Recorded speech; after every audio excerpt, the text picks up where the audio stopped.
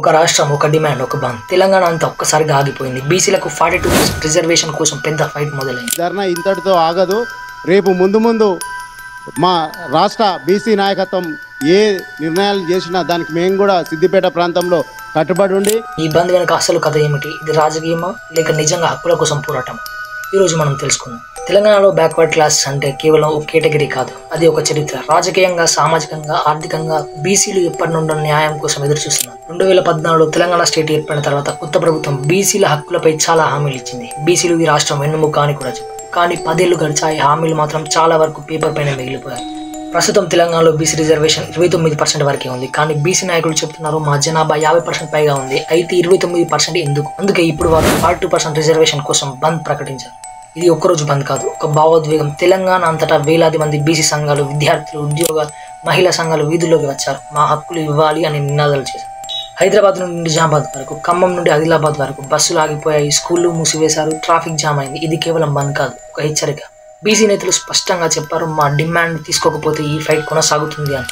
ఇప్పుడు ఇక్కడే కథ ఇంట్రెస్టింగ్ అవుతుంది. ప్రస్తుత ప్రభుత్వం రేవంత్ రెడ్డి నేతృత్వంలో కాంగ్రెస్ గవర్నమెంట్. ఒకవైపు బీసీల మద్దతు కావాలి, మరోవైపు లీగల్ సమస్యలు.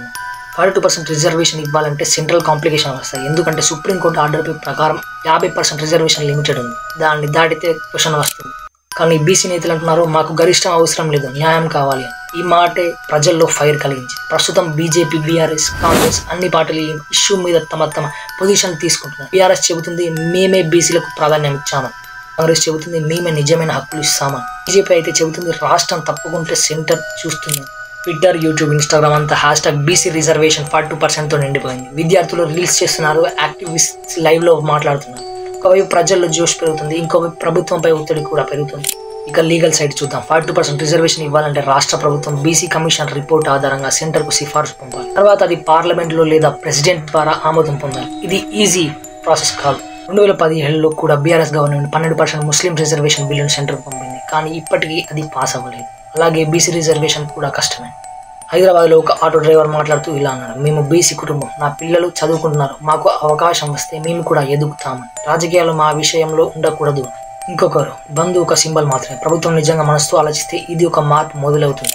రేవంత్ రెడ్డి ఇటీవల మీడియాతో మాట్లాడుతూ అన్నారు, బీసీల కోసం మేము సీరియస్గా ఆలోచిస్తున్నాం, కమిటీ ఏర్పాటు చేసాం, ఏమి చేయగలమో చూడబోతున్నామని అన్నారు. కానీ ఆ సమాధానం ప్రజలకు సంతృప్తి ఇవ్వలేదు. బీసీ నాయకులు చెబుతున్నారు చూడబోతున్నాం కాదు, చేయాలి. ఈ వ్యత్యాసమే ఉద్యమానికి ఇంధనమని అన్నారు. బంద్ తర్వాత రాష్ట్రం అంతా ఒక ప్రశ్నలో మునిగిపోయింది, బీసీలకు న్యాయం ఎప్పుడు అని. ప్రభుత్వం గణాంకాలు చెబుతున్నాయి, తెలంగాణలో బీసీ పాపులేషన్ 52% వరకు ఉంటుంది. ఇంత పెద్ద వర్గం ఎడ్యుకేషన్, ఉద్యోగాల్లో వెనుకబడితే రాష్ట్రం ఎలా ఎదుగుతుంది? మొదట సీరియస్ డైలాగ్, తర్వాత పాలసీ, తర్వాత మాత్రమే ఈ ఫైట్ సక్సెస్ అవుతుంది అని. కానీ ఒక విషయం మాత్రం క్లియర్, బీసీలు ఇప్పుడు మౌనంగా ఉండబోరు.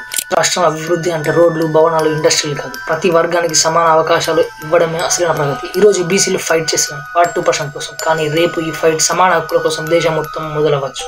ఇది కేవలం బంద్ కాదు, ఇది ఒక మేల్కొలుపు. మరిన్ని నిజాల కోసం, మరిన్ని ఆలోచింపజేసే కథల కోసం సబ్స్క్రైబ్ చేయండి.